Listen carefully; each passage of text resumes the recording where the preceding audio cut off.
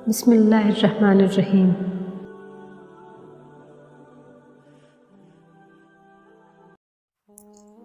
صبر کا دامن ہاتھ سے نہ چھوڑو، ہر کام آسان ہونے سے پہلے مشکل ہوتا ہے۔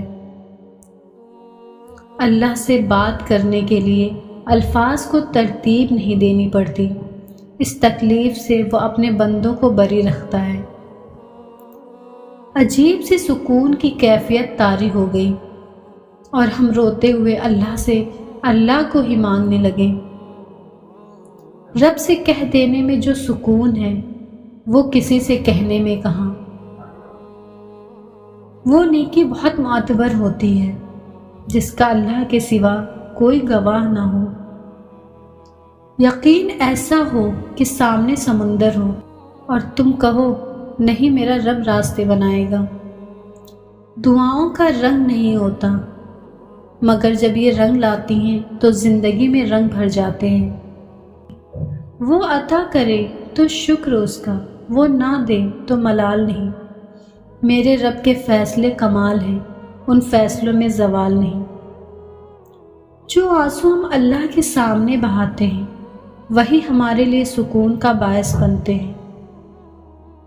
اللہ تعالیٰ اپنے بندے کی تڑپ کبھی ضائع نہیں ہونے دیتا۔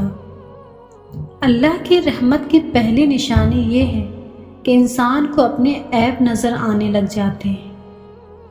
اللہ کو اپنے بندے کی 3 عادتیں بہت پسند ہیں: گرمی میں روزہ رکھنا، سردی میں وضو کرنا اور جوانی میں عبادت کرنا۔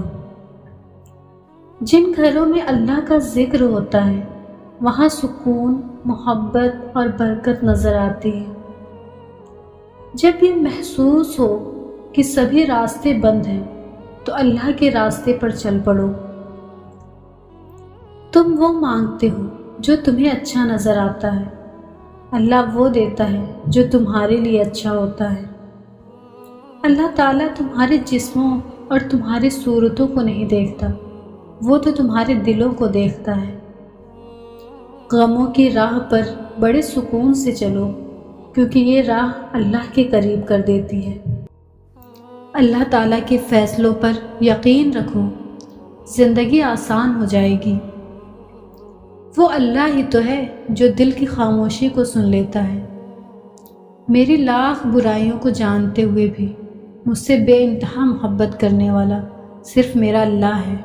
تم ایمان تو رکھو اللہ پر، وہ بہتر لے کر بہترین دیتا ہے۔ جو اللہ پر یقین رکھتے ہیں اللہ ان کے لیے وسیلہ بنا ہی دیتا ہے۔ جب کوئی بھی تمہارا ساتھ نہیں دیتا تب اللہ تمہارا ساتھ دیتا ہے، اور اس سے بہترین کوئی ساتھ ہی نہیں۔ خود کو اللہ کے راستے سونپ دو، پھر چمکتی ہوئی قسمت دیکھو۔ اللہ کا شکر ادا کرو، یہ نہ سوچو اللہ تمہاری دعا کو فوراً قبول کیوں نہیں کرتا، بلکہ یہ شکر کرو کہ وہ تمہارے گناہوں کی سزا فوراً نہیں دیتا۔ اللہ جو دن کو رات بنانے پر قادر ہے، وہ تمہاری بھی مشکلات کو آسانی میں بدل دے گا۔ جب اللہ کسی کو پسند کرتا ہے تو اس کی پریشانیاں بڑھا دیتا ہے تاکہ اسے اپنے قریب کر سکے۔ بچہ چاہے جتنی آہستہ آواز سے روئے، فوراً وہ آواز سوتی ہوئی ماں کو جگا دیتی ہے۔ تو یہ کیسے ممکن ہے کہ وہ رب جسے نہ نیند آتی ہے نہ اونگ، اور جو اپنے بندوں سے ماں سے 70 گنا زیادہ محبت کرتا ہے، اپنے بندے کی آہ پر اس کی فریاد نہ سنے، اپنے بندے کی حاجت پوری نہ کر سکے۔ اللہ سے گڑ گڑا کر مانگنے والے بنو، ہر مشکل آسان ہو جائے گی۔